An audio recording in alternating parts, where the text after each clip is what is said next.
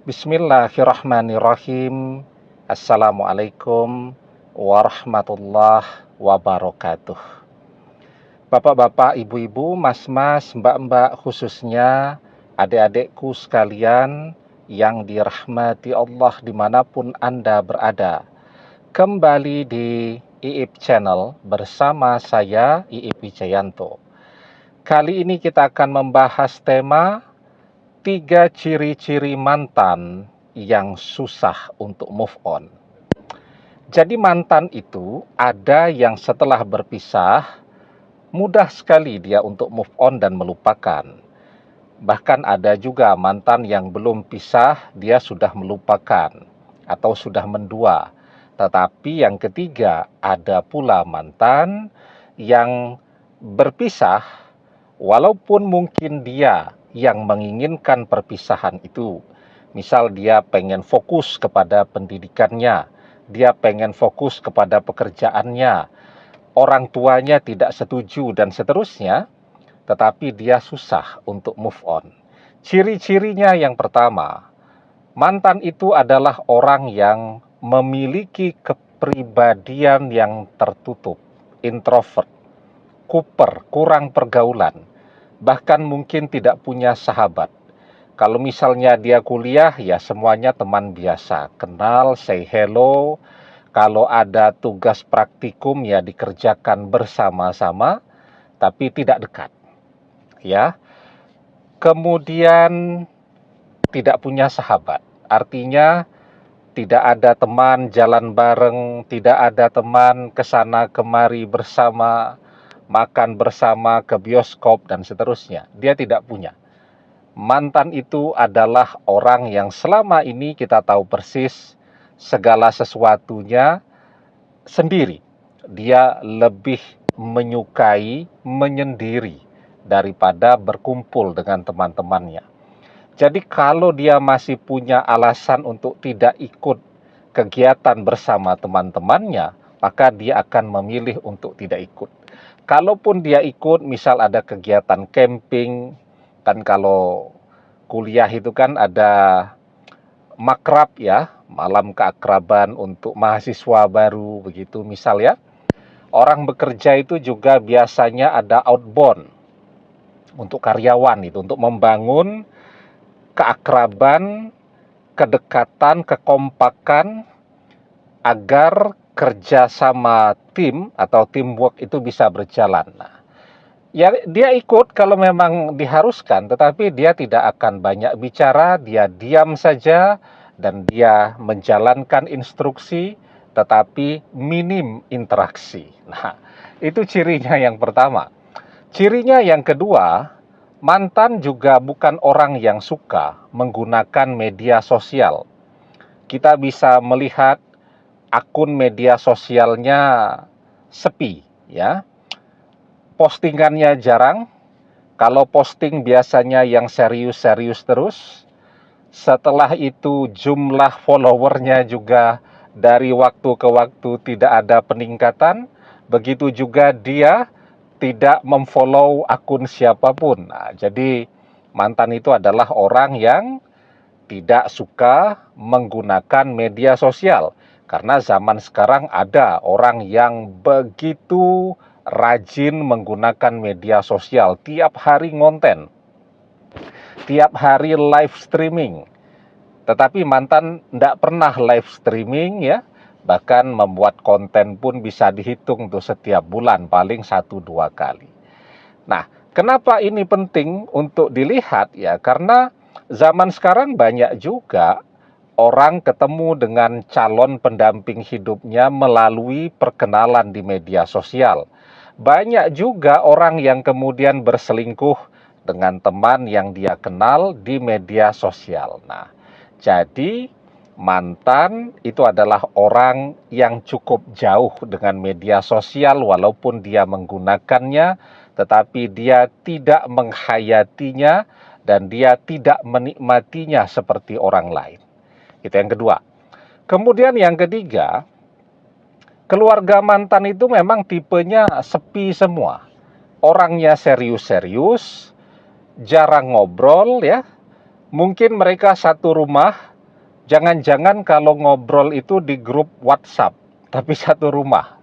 Ya, masing-masing kalau pulang kerja, ya masuk ke kamarnya masing-masing, tidak ada interaksi antara dia dengan orang tuanya. Kalau misalnya makan bersama ya diam-diaman saja.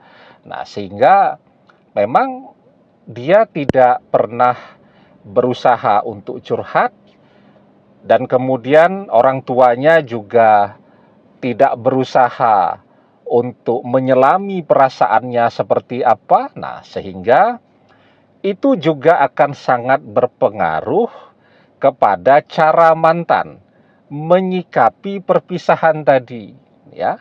Jadi ketika orang itu terbiasa dididik, dibesarkan di lingkungan yang semuanya itu orang-orangnya pendiam, tidak suka bercanda, berjarak, nah maka ketika dia menjalani perpisahan itu, dia juga tidak akan mencari teman curhat, tidak akan mencoba curhat tipis-tipis di media sosial, juga tidak akan curhat kepada orang tuanya.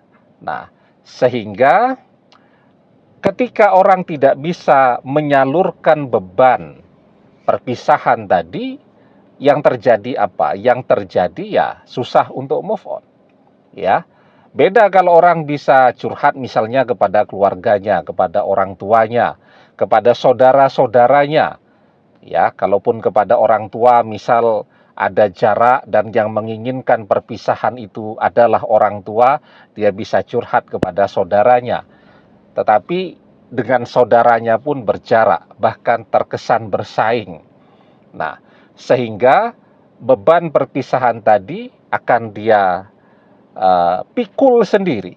Dan ketika dia memikul beban itu sendiri, dia akan sulit untuk bisa segera move on. Artinya dia butuh beradaptasi dulu dengan kesendirian, ya. Dia butuh berdialog dulu dengan kedalaman batinnya selama berbulan-bulan dan seterusnya. Nah, jika ada 3 ciri-ciri ini, maka sesungguhnya dalam diamnya, dalam sikap yang sepertinya tidak peduli, mantan juga susah atau belum bisa move on. Peluangnya bisa tidak kembali dengan mantan yang seperti ini. Memang berhadapan dengan orang yang terlalu pendiam, introvert, kuper, dan seterusnya, itu memang lebih rumit ya. Jangankan sudah berpisah, mungkin ketika masih bersama saja, untuk diajak bicara, untuk diajak ngobrol pun sulit kan. Nah, maka memang dibutuhkan usaha yang lebih ya. Kalau kemudian dia punya teman atau punya sahabat, kita masih bisa minta bantu untuk jadi mak comblang yang menghubungkan dengan mantan.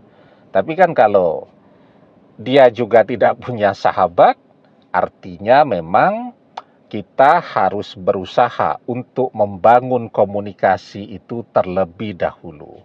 Tentu peluang untuk kembali ada ya. Kalau alasan perpisahan tadi misal mau fokus kepada pekerjaan. Tetapi kalau alasan perpisahan itu karena orang tuanya yang tidak setuju, maka dibutuhkan usaha berkali-kali lipat. Membangun komunikasi dengan mantan, sekaligus juga mencoba meraih hati orang tuanya. Tentu kita cukup tahu ya, calon menantu seperti apa sih yang didamba-dambakan oleh orang tuanya mantan. Nah, di situ kita berusaha ya. Ada kan calon mertua itu yang pengen punya mantu pengusaha. Ada pula karena mereka punya latar belakang pendidikan yang tinggi, bekerja sebagai guru, sebagai dosen, dan seterusnya. Mereka juga pengen punya menantu yang menekuni pekerjaan seperti mereka. Kalaupun kita tidak jadi dosen, setidak-tidaknya kita juga punya pendidikan yang sama baiknya dengan mereka. Nah, itu cara meraih hati mereka. Karena itu, sekarang kita berusaha ke sana. Artinya, kita tidak usah ngejar-ngejar mantan ya, karena kita tahu persis bahwa mantan juga susah untuk move on, dan sepertinya masih cukup lama lah dia akan mencari pengganti kita. Kita cukup punya waktu untuk bisa meraih hati orang tuanya dengan cara mencoba untuk menjadi seperti calon menantu idaman mereka. Dan semua manusia, selama dia mau berusaha, insya Allah dia akan mendapatkan hasil yang terbaik. Wa alaysa lil insani illa masya'a. Dan bahwasanya seorang manusia tiada memperoleh selain apa yang telah diusahakannya. Demikian, semoga bermanfaat. Wallahu a'lam bissawab, billahi taufik wal hidayah. Assalamualaikum warahmatullahi wabarakatuh.